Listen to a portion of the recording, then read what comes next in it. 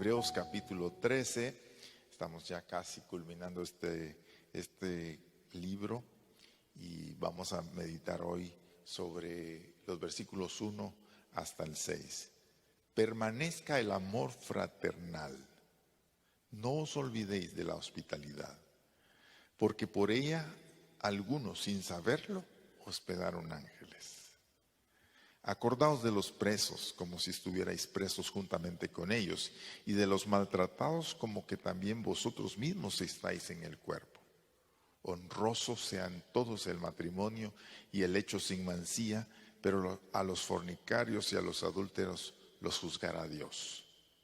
Sean vuestras costumbres sin avaricia, contentos con lo que tenéis ahora, sabiendo que el Señor ha dicho: no te desampararé ni te dejaré. De manera que podemos decir confiadamente: el Señor es mi ayudador, no temeré lo que me pueda hacer el hombre. Estamos ahora pensando básicamente en la actividad que la iglesia tiene que desempeñar como parte del cuerpo de Cristo.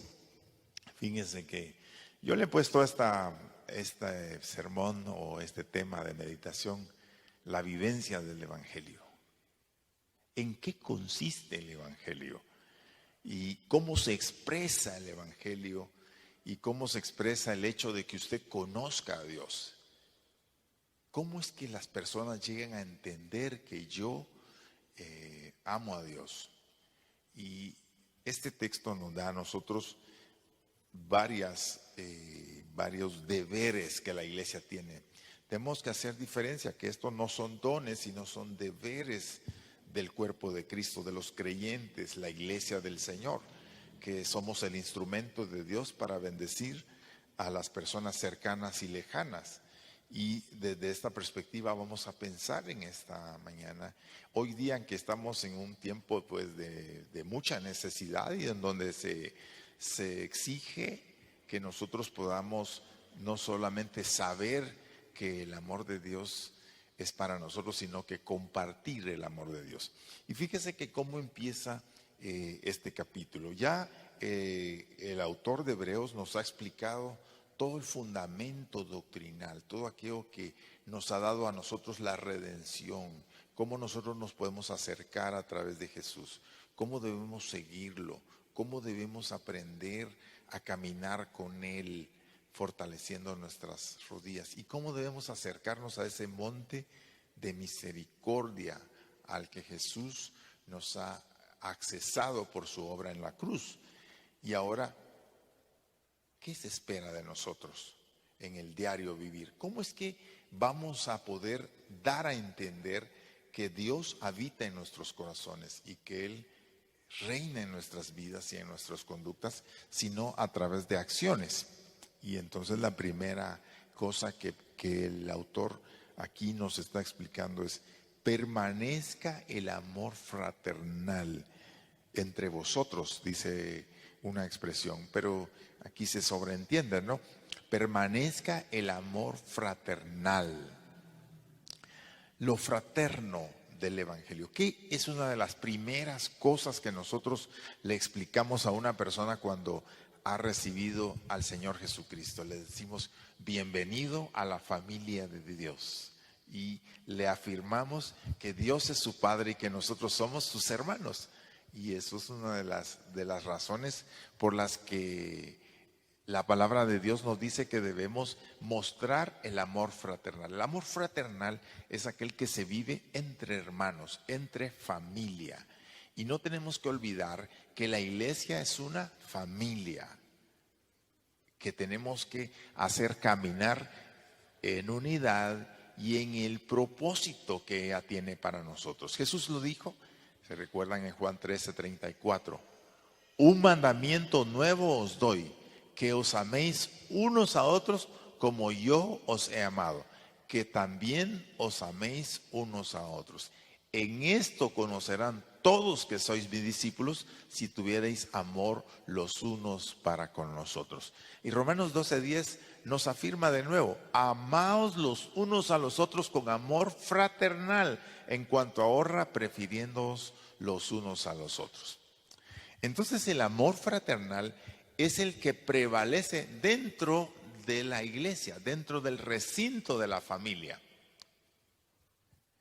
Y se requiere, en primer lugar, ustedes saben, hermanos, que caminar unidos es el milagro más extraordinario que puede ocurrir en la vida. Cuando una familia camina unida, una familia está integrada, cuando todos sus miembros están conformes, contentos y se sienten privilegiados y a la vez responsables del funcionamiento de esta familia. Entonces, el cuerpo de Cristo es una familia en el que seguramente hay problemas. ¿Por qué? Porque la iglesia es la célula de la sociedad. Entonces, ¿qué estamos hablando? Que decimos que no solamente que es como la unidad más pequeña de la sociedad, pero también refleja el estado de la sociedad. Y mucho de lo que pasa en la familia es lo que pasa en la sociedad. Mucho de lo que se aprende en la familia se expresa en la sociedad. Y entonces, cuando una familia está fortalecida y unida, es una familia que puede en un momento dado afectar el resto de la sociedad. Pero a lo que quiero llegar es, ¿por qué el amor fraternal? Porque el amor fraternal es preciso donde en una familia se dan todos los elementos que se dan en la sociedad: servicio, trabajo colaborativo. Nosotros aprendemos aquí responsabilidades, derechos. Aquí nosotros aprendemos el trabajo, aprendemos la función de la disciplina, las reglas, las normas. Por eso es que la familia expresa muy bien lo que debe pasar en la sociedad. Y entonces en este quehacer de enseñanza y de conformación de la familia se pueden dar situaciones que puedan en un momento dado quebrar la perseverancia en el amor. Por eso dice: permanezca el amor fraternal. Y en dos vías, creo yo, quiero dirigirme. En primer lugar, en una familia hay padres y hay hijos mayores y hay hijos menores.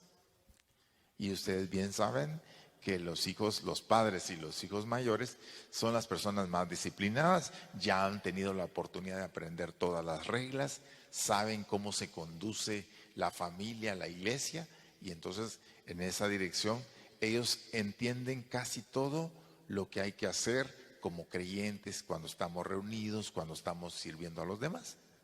No es así con los más pequeños de la familia, en donde ellos están aprendiendo a dominarse, a controlar sus movimientos y sus instintos. Entonces, los nuevos creyentes van a siempre ser recibidos por un grupo de creyentes que ya está aprendiendo a caminar con el Señor, ya ha entendido muchas verdades y ha entendido también mucho acerca de la naturaleza y del quehacer de la iglesia, y entonces ellos van a ser los que modelan. Entonces el amor fraternal se requiere porque necesitamos enseñar, modelar e integrar al resto del grupo.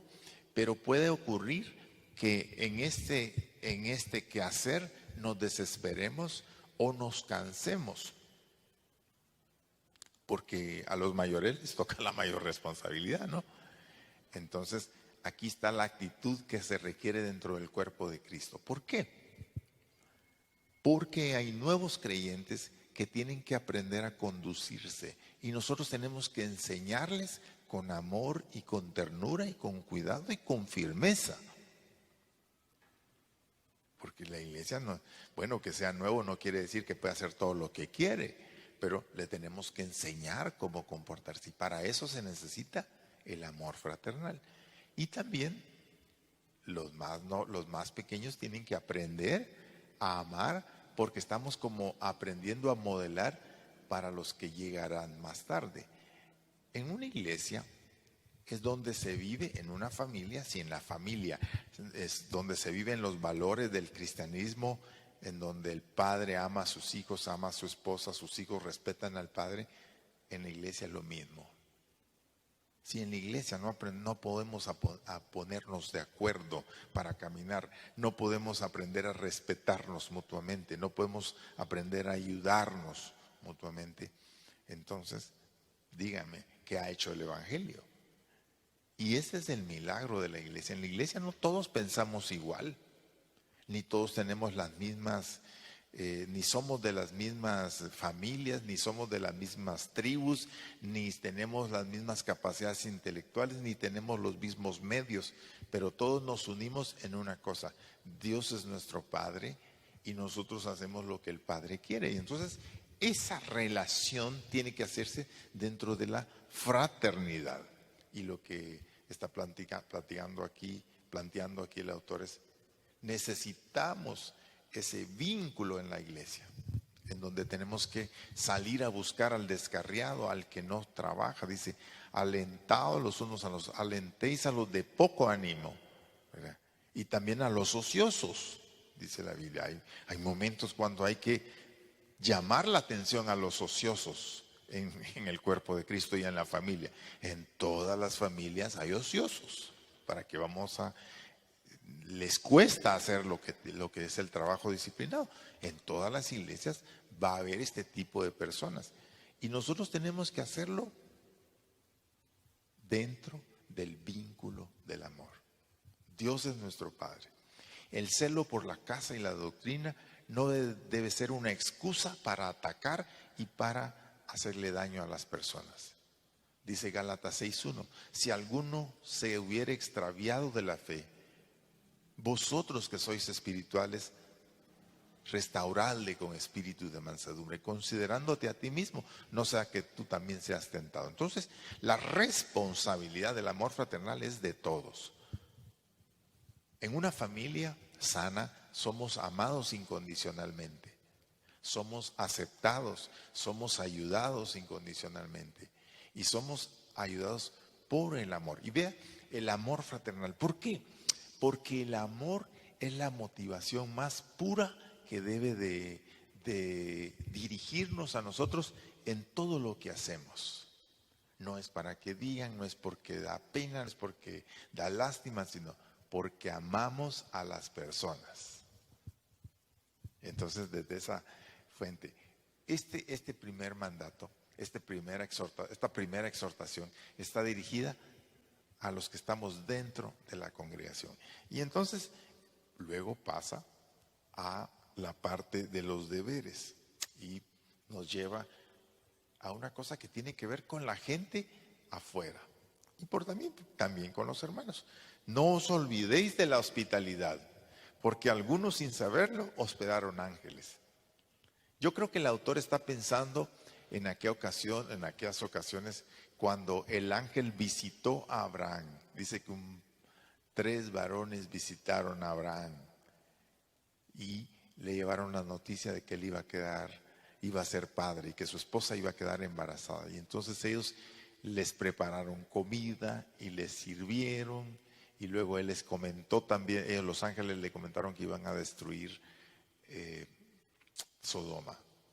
Pero también un ángel visitó a Manoa, y cuando ella lo reconoció, ella no sabía exactamente si era un ángel o no, y le contó a su esposa, le dijo, seguramente será un ángel, y lo vuelven a invocar y les lleva la noticia de que va a ser padre de Sansón.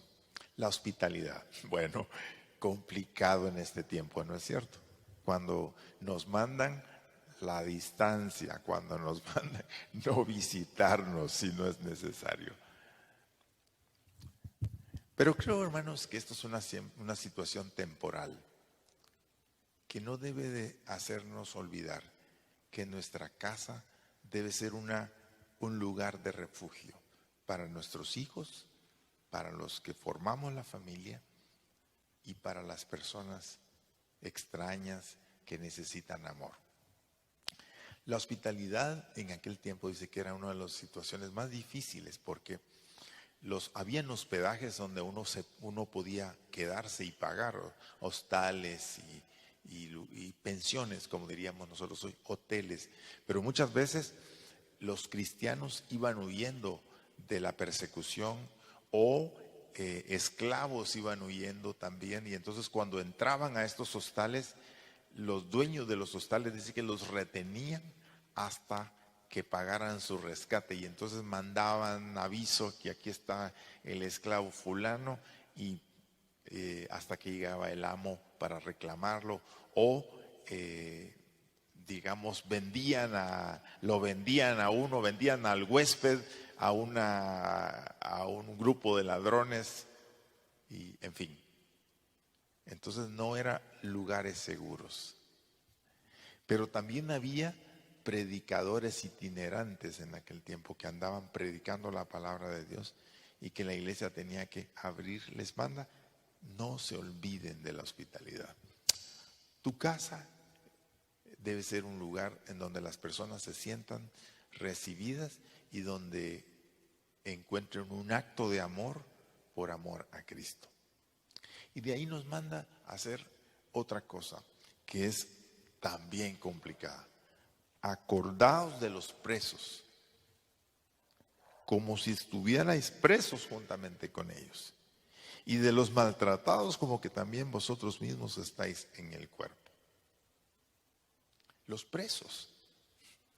El Salmo 102 es un salmo de adoración y de exaltación que tiene un toque mesiánico, y dice: se escribirá a esta generación venidera, y el pueblo que está por nacer a Jehová alabará a Jehová, porque miró desde lo alto de su santuario. Jehová miró desde los cielos a la tierra para oír el gemido de los presos, para soltar a los sentenciados a muerte. El Espíritu del Señor está sobre mí, por cuanto me ha ungido para dar buenas nuevas a los pobres. Me ha enviado para sanar a los quebrantados de corazón, a pregonar libertad a los que están en la cárcel, y vista a los ciegos, y a poner en libertad a los oprimidos. El Evangelio, hermanos, nos desafía a nosotros a pensar en esta clase de personas.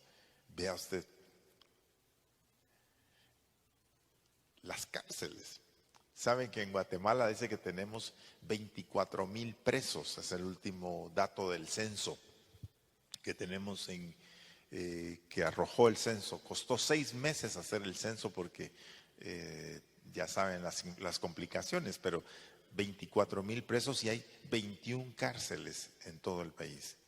Pero también, por ejemplo, otros países Estados Unidos tiene 2,217,000 presos. Rusia tiene 666,000. Irán, 225,000. México, 256,000. El Reino Unido tiene 65,000 presos. Por todas partes hay presos, porque en todas partes hay delincuentes, hay personas que han delinquido, que han violado la ley. Y cuando uno está pensando en el deber cristiano, el autor de Hebreos nos manda a pensar en ellos, hermanos, en esta clase de personas. Mire, es lugar complicado visitar la cárcel.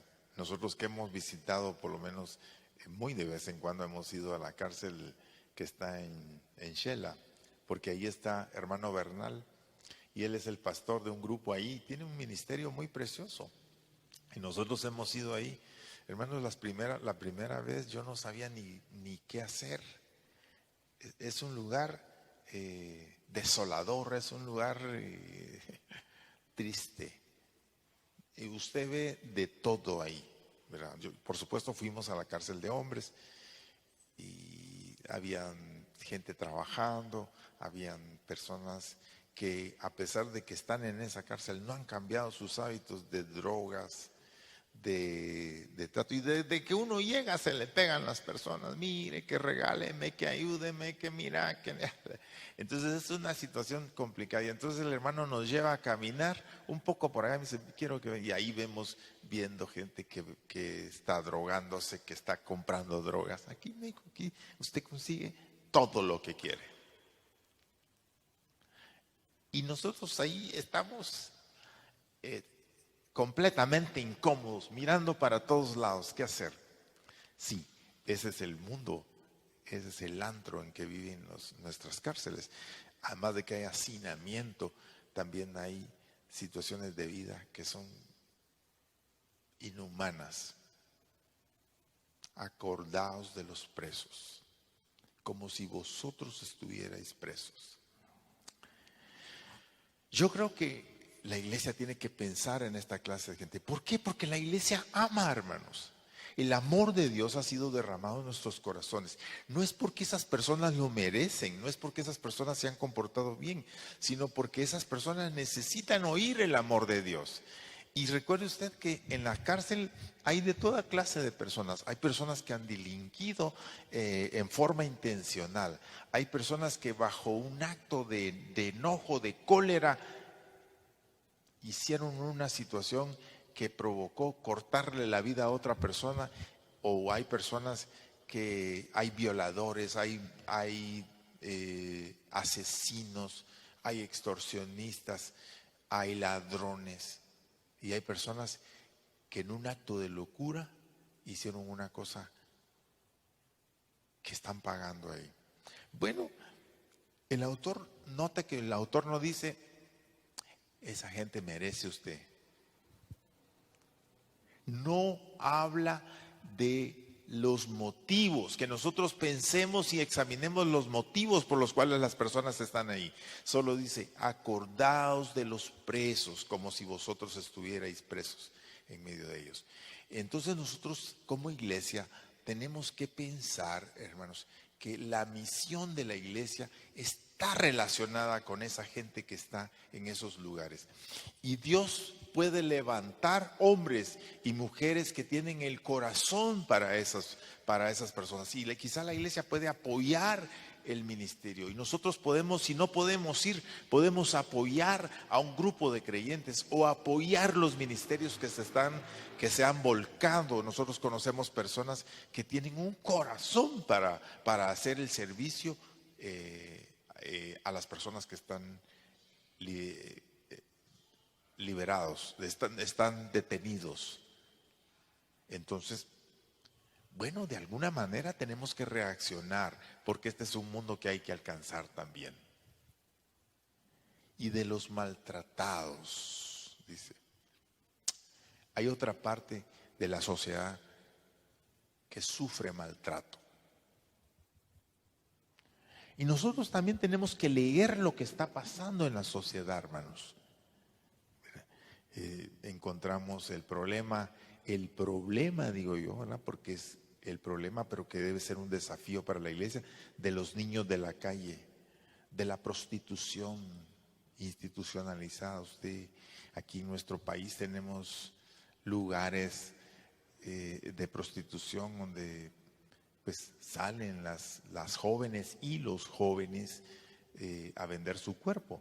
Bueno, hermanos, los niños de la calle, las mujeres maltratadas, los que sufren violencia intrafamiliar. Todo esto es un desafío para la iglesia. No debemos olvidarnos de ellos, dice la Biblia. Debemos acordarnos y debemos de ver cómo nosotros podemos llevar el evangelio a este grupo de personas. Si se da cuenta, bueno, ¿cómo es que Dios va a hacer eso, hermanos? Dios nos va a permitir alcanzar a unos de ellos. Mire, cuando un preso sale, ¿no? y está en su proceso de reinserción, hermanos, nadie quiere darle trabajo. Y uno tiene hasta un poquito de desconfianza de hablar con él.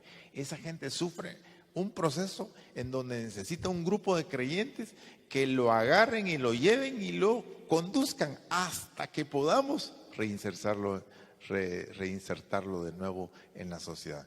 Pero lo mismo pasa si hoy tenemos el problema de la prostitución, tenemos el problema de los niños de la calle, los mareros, que cuando se convierten, pues sí, uno tiene un poco de pánico, de miedo de apoyarles. Bueno, se da cuenta porque es un desafío.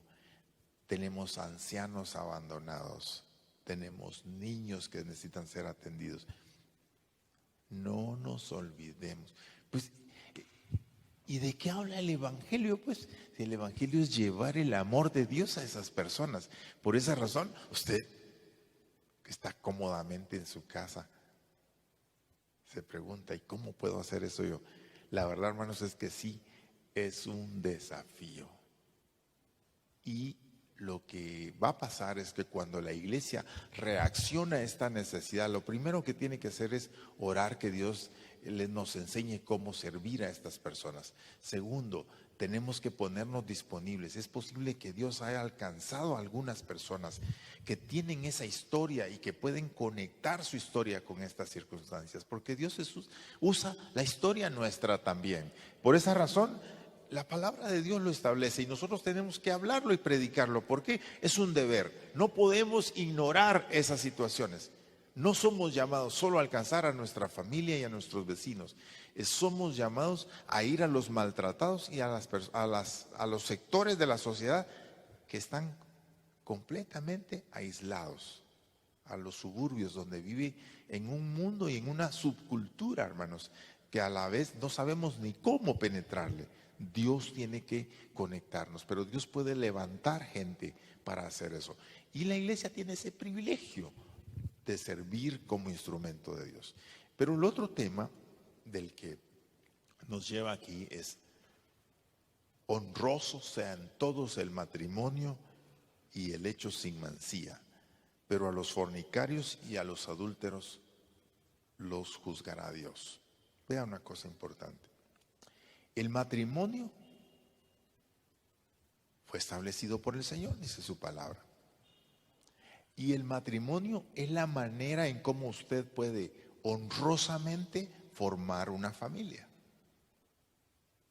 Y nosotros no solo nos juntamos, nos unimos, aunque la ley con unos años dice que también esa institución se legaliza, pero dentro de lo que nosotros entendemos es que nosotros modelamos también a la sociedad la manera como se hacen bien las cosas. Y entonces el hogar es una institución honrosa porque Dios la estableció, no la estableció el hombre. El hombre solo la ha firmado o la ha descompuesto con sus ideas y con sus nuevas aplicaciones que le está dando.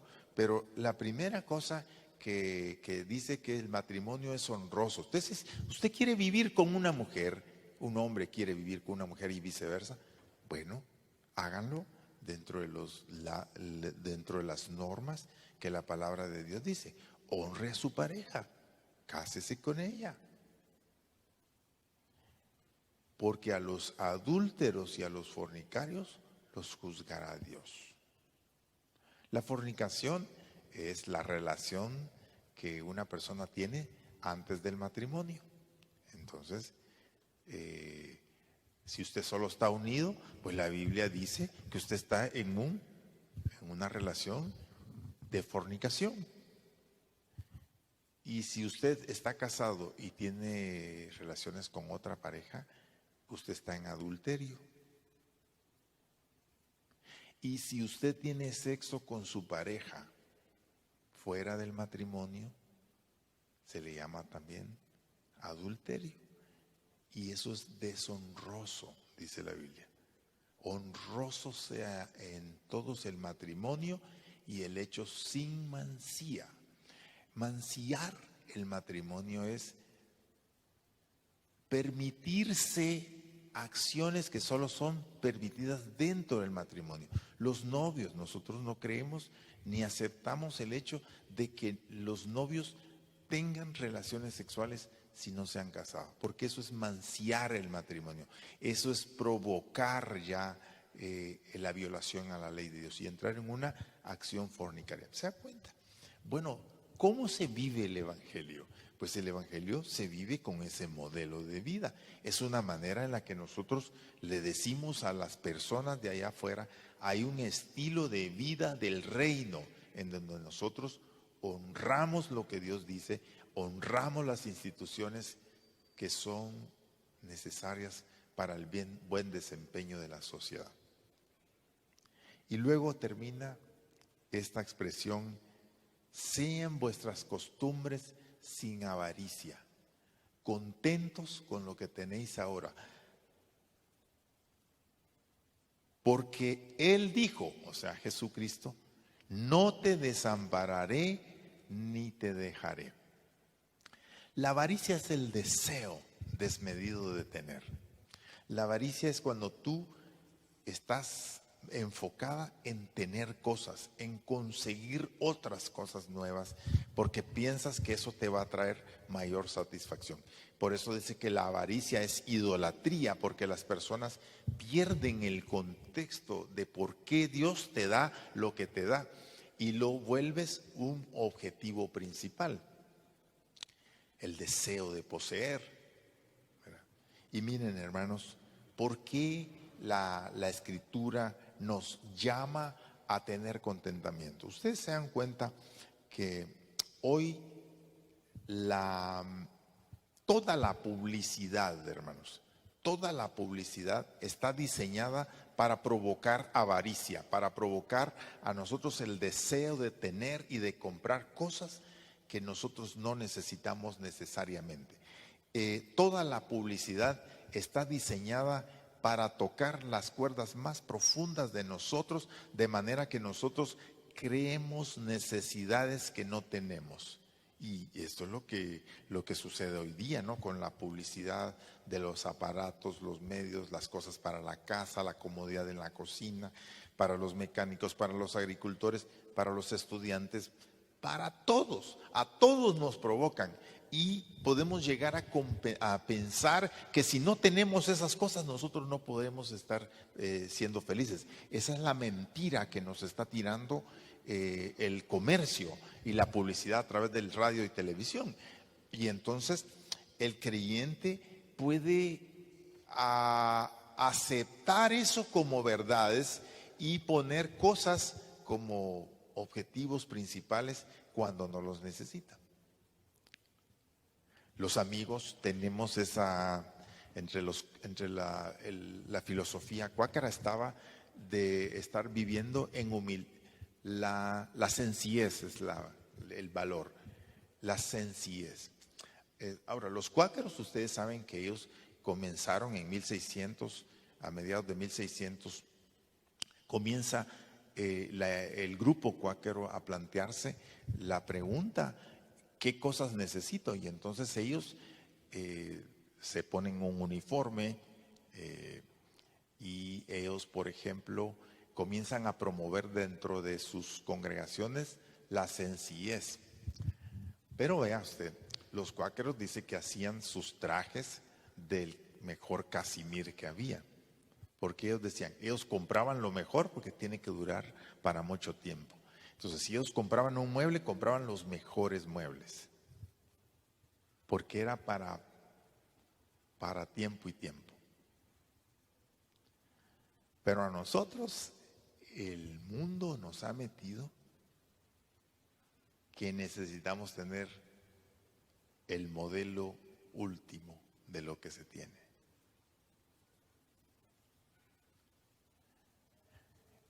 Y entonces dice, sean vuestras costumbres sin avaricia. Entonces esto no está dirigido solamente al hecho de poseer dinero, no está solamente en el concepto del dinero, sino en todas estas cosas que la publicidad nos impulsa a gastar, porque ellos lo que quieren es que gastemos, que comamos, que ya.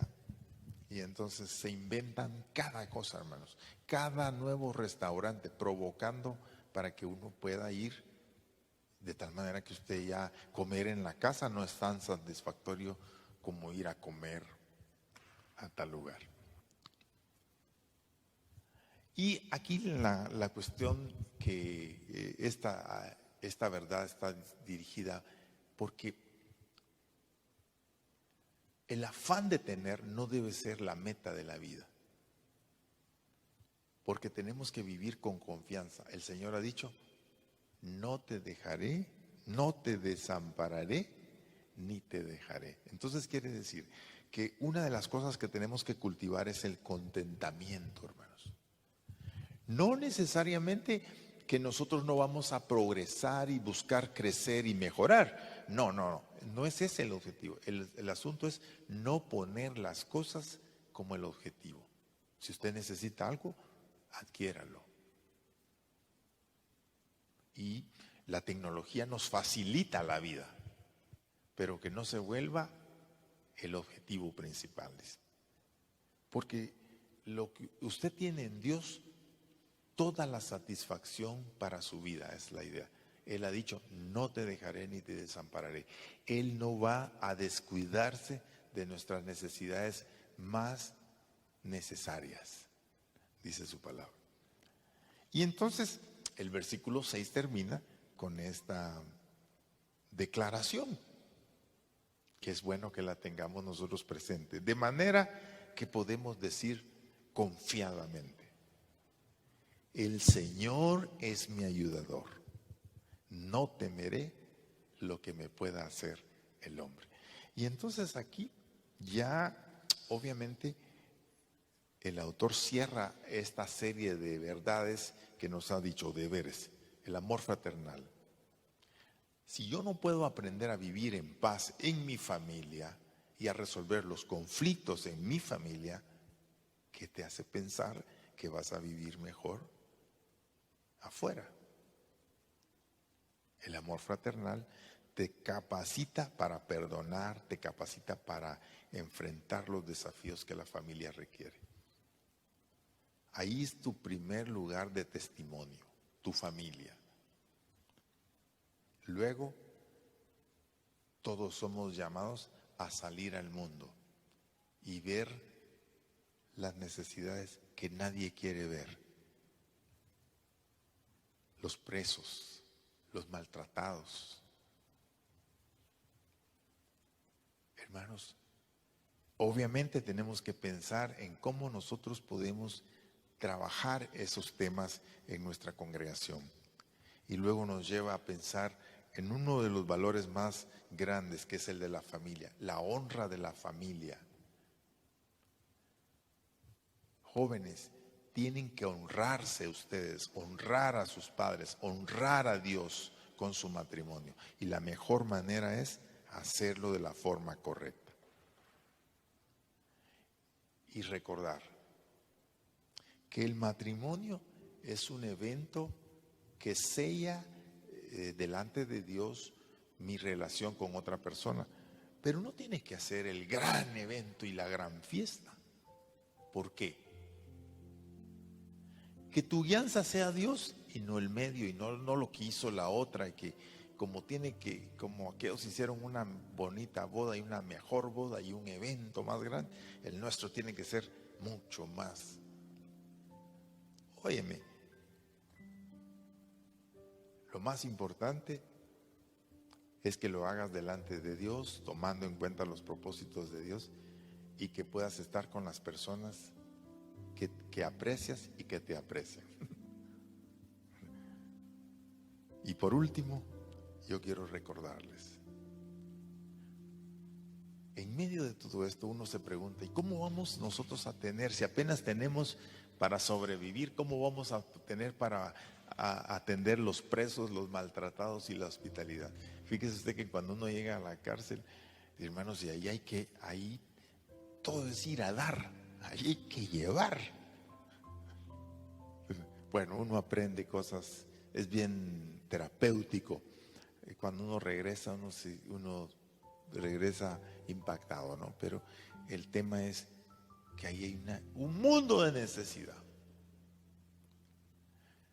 Y la iglesia no debe de olvidar que el Señor proveerá todo lo que nos falta para realizar su trabajo en el mundo maltratado y herido.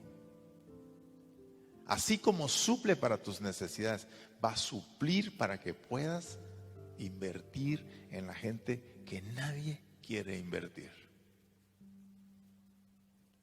Y a esto somos llamados nosotros. Es el llamado del Evangelio, el llamado de vivir para ellos. Y Jesús dijo, yo he venido para liberar a los que están en la cárcel, a abrirle la puerta a esa gente, a salvar lo que se ha perdido. En fin, ese desafío Jesús lo tiene como una de sus metas en la predicación del Evangelio. Y no solo está hablando de los oprimidos por el pecado, sino también literalmente de los oprimidos, de esas 24,000 personas que nos dice el censo que tenemos. Bueno, sí, gran desafío, ¿no? Y vive con contentamiento. No dejes que te entristezca lo que no tienes. Valora lo que tienes en la mano. Dale gracias a Dios y dice: Señor, permíteme vivir con contentamiento y con contentamiento prosperar. Porque ese es el deseo de Dios. Sabiendo que el Señor ha dicho: no temeremos lo que nos pueda hacer el hombre. Bendito su nombre. Damos gracias a Dios esta mañana y le pedimos que nos enseñe a ser hombres y mujeres que podamos tener algo que ofrecer al mundo quebrantado. Padre amado, el desafío de esta mañana es un desafío a la acción. No es solo a saber lo que tengo que hacer. Y tú sabes bien que hay unas cosas aquí que nosotros no sabemos hacerlas. No sabemos ni cómo empezarlas. Pero Padre, queremos ser obedientes y queremos comenzar orando hoy. Oramos por esas personas que se encuentran presas, por esas personas que están, Señor, maltratados, sufriendo violencia. Y por esas personas, Señor, que promueven la violencia en esa forma. Oramos, Padre, que les visites. Oramos por las personas que nosotros conocemos que están encarceladas o presas, que les ayudes y que allí hagas acto de presencia y que les recuerdes que tú eres su ayudador también y que tú estás ahí para salvarles. Permítenos, Señor, glorificar tu nombre haciendo el bien a aquellas personas que no nos pueden pagar, prefiriendo siempre hacer el bien a los que más lo necesitan. Por eso te pedimos que tu pueblo pueda reaccionar en esta dirección y que nosotros, ahora que estamos en este tiempo de aflicción, podamos también recordar que hay gente más necesitada con nosotros. Pero Señor, la idea más importante que tú quieres dejarnos esta mañana es recordarnos que tú has dicho: no te dejaré ni te desampararé. Cuando haces esta labor y cuando tú estás sirviendo el amor fraternal y cuando estás ayudando a los demás o cuando estás recibiendo ayuda, el amor fraternal debe prevalecer. Enséñanos a hacer y a dar el testimonio de amor frente al mundo. Oramos, Padre, por las familias que tienen que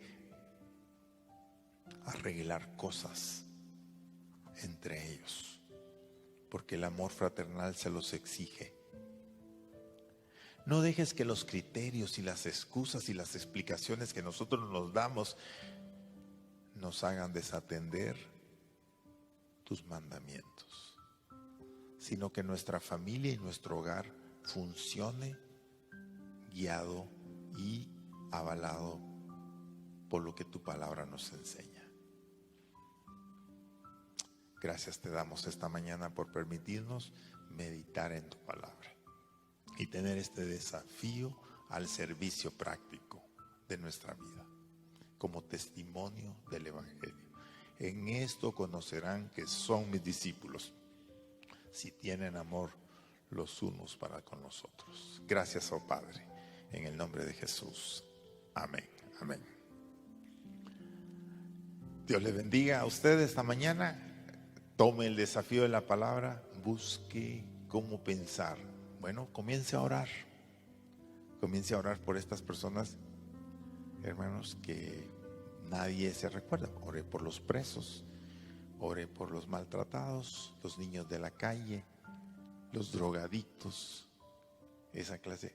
Póngalos, diría: Señor, por lo menos eso puedo hacer mientras tengo la oportunidad.